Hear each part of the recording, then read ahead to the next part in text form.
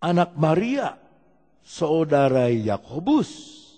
Siapa Yakobus ini? Dalam ayat 1 tadi ditulis penulis surat Yakobus. Dan Simon, ada lagi satu saudaranya namanya Simon. Dan bukankah saudaranya Yoses? Yudas. Nah, Yudas inilah penulis surat Yudas. Dan Simon ada lagi. Di mana ini Simon ini tidak diterangkan. Dan bukankah saudara-saudaranya yang perempuan, ada juga saudara Yesus yang perempuan dari Yusuf, ada bersama kita, lalu mereka kecewa. Sebab yang bikin begini, yang ngajar tadi itu tukang kayu.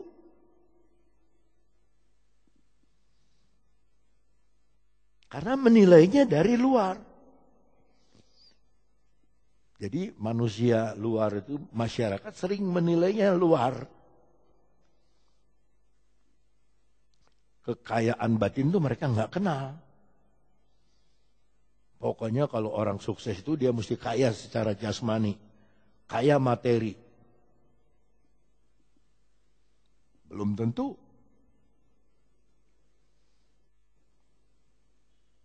Markus ayat keempat sekarang.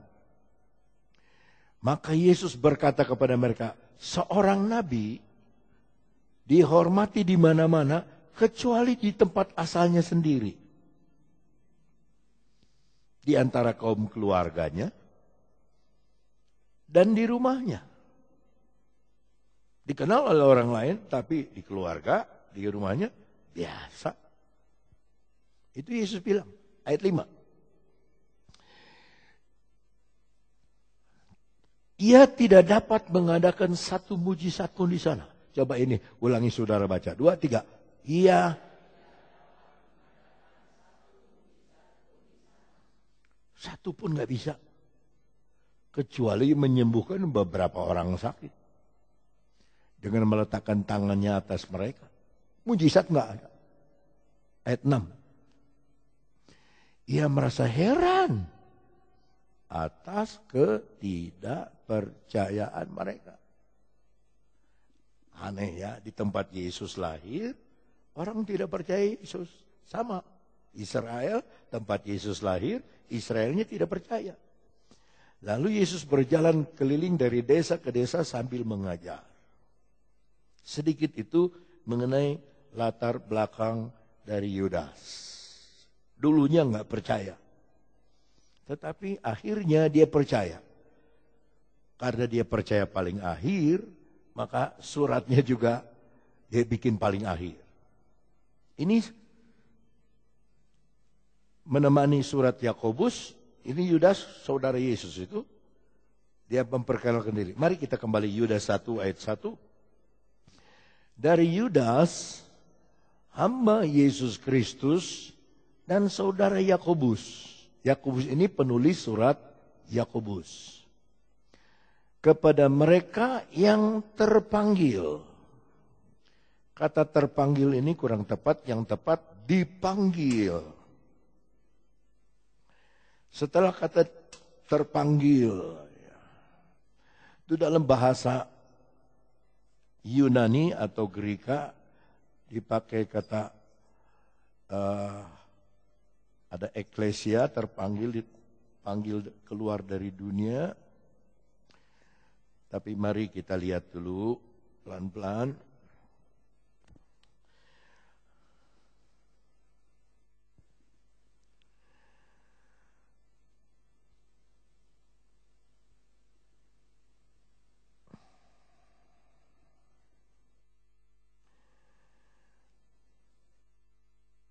Dalam bahasa Indonesia terpanggil, dalam bahasa ya Inggris yang dikuduskan.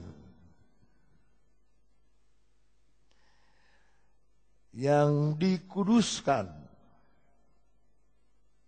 Pendeta banyak, tapi dibagi dua. Pendeta yang terpanggil, yang dikuduskan. Dikuduskan itu dipisahkan. Kamu dipanggil, kamu nggak bisa kerja lain. Kamu harus jadi hamba Tuhan. Itu yang dipanggil. Tapi di Jakarta banyak bisnismen, pangkatnya pendeta, pendeta muda, pendeta. Itu apa hamba Tuhan juga, tapi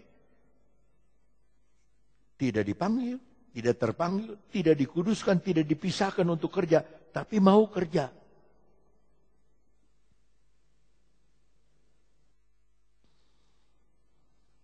Kata dikuduskan datang dari kata hagiaso. Yang di bawah eklesia itu gereja. Gereja itu dipanggil keluar. Saudara tinggal di Cianjur tetap, tapi cara hidup kita harus beda sama orang biasa.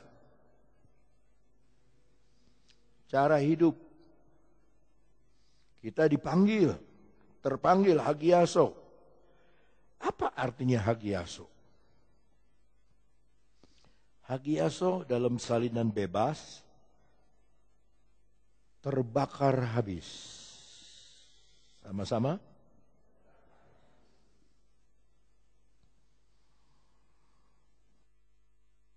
Saya rasa saya pernah ajar ini,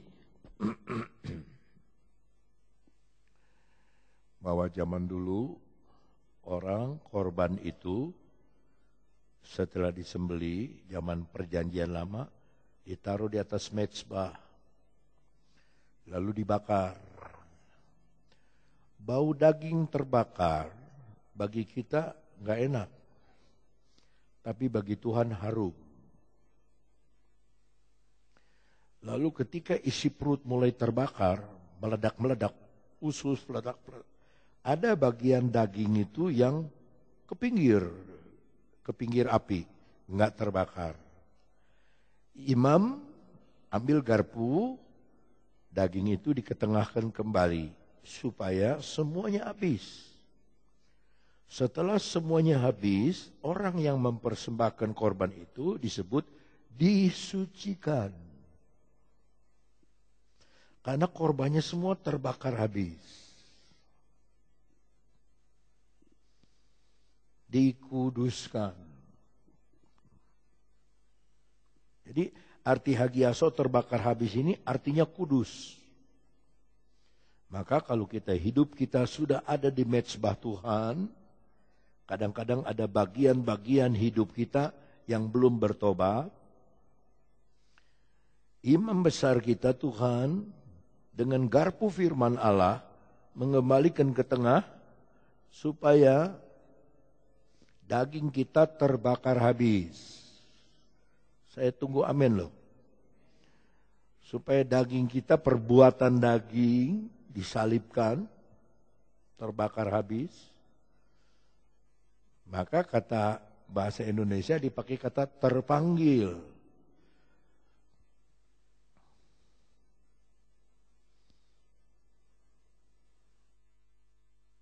Dalam bahasa Inggris sanctified, dikuduskan, hagiaso.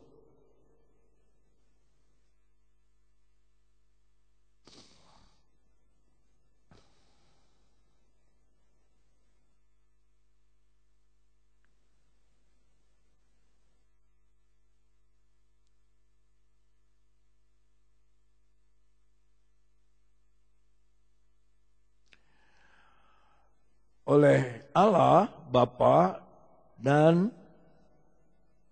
yang dipelihara.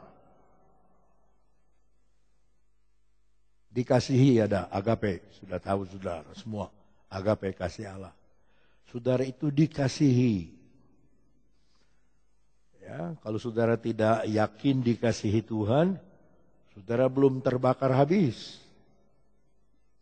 Kalau saudara terbakar habis, saudara pasti tahu di hati saudara, saudara dikasihi Tuhan, dibela Tuhan.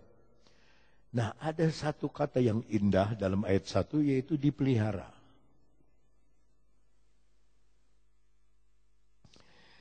Dipelihara datang dari kata tereo. Ulangi. Tereo.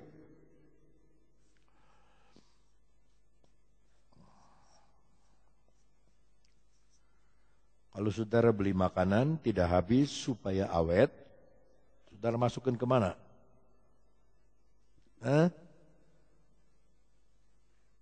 Supaya enggak basi, masukin kemana?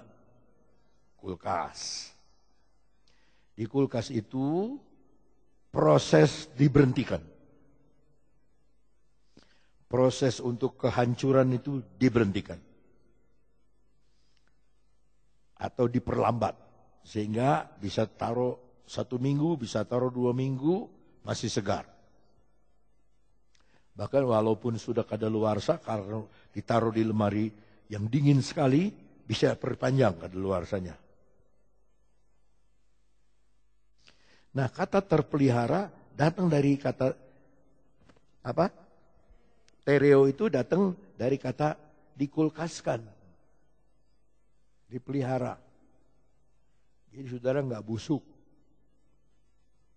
iman kita nggak busuk, perbuatan kita nggak busuk, kelakuan kita nggak busuk, pikiran kita nggak busuk, dipelihara sampai kedatangan Tuhan. Dipelihara untuk siapa? Untuk siapa? Untuk Yesus Kristus, bukan untuk kita.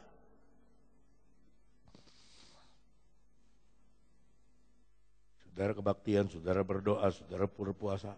Untuk siapa? Untuk Yesus.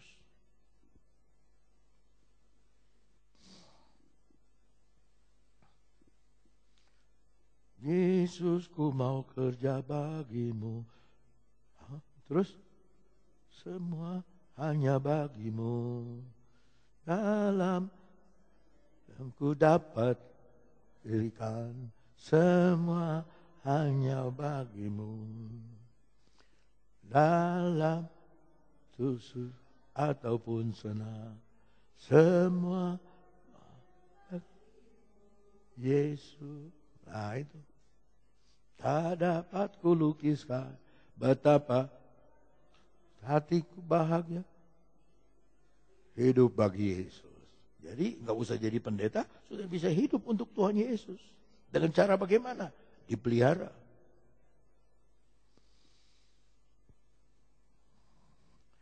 Nah, saya ingin lebih dalam lagi mengenai kata dipelihara. Sebab sekarang ini banyak orang ragu. Gereja dibawa oleh Roh Kudus ke padang gurun. Apanya di padang gurun? Di mana padang gurun? Hidupnya bagaimana kalau nanti? Kita buka Wahyu 12. Dalam Wahyu 12 ayat 4, 5, 6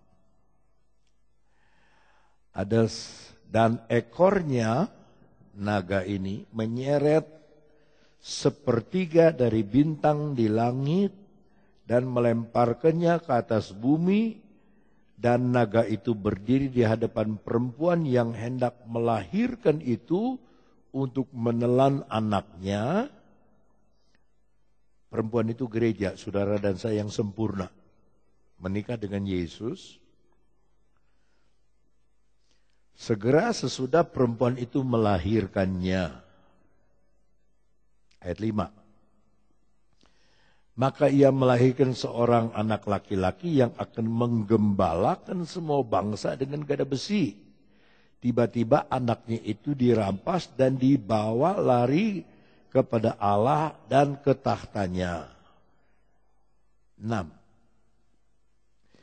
Perempuan itu lari ke padang gurun, di mana telah disediakan satu tempat baginya oleh Allah, supaya ia 3,5 tahun loh.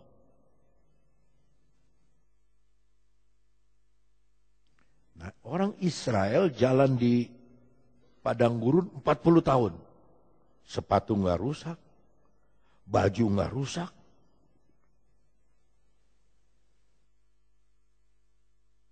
Malam nggak kedinginan, ada tiang api. Siang nggak kepanasan, ada tiang awan.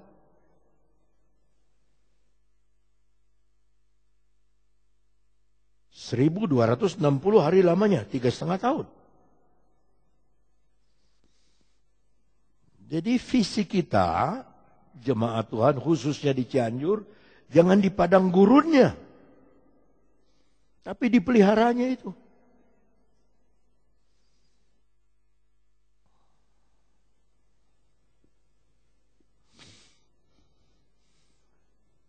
Dalam ayat ini disebut perempuan itu lari.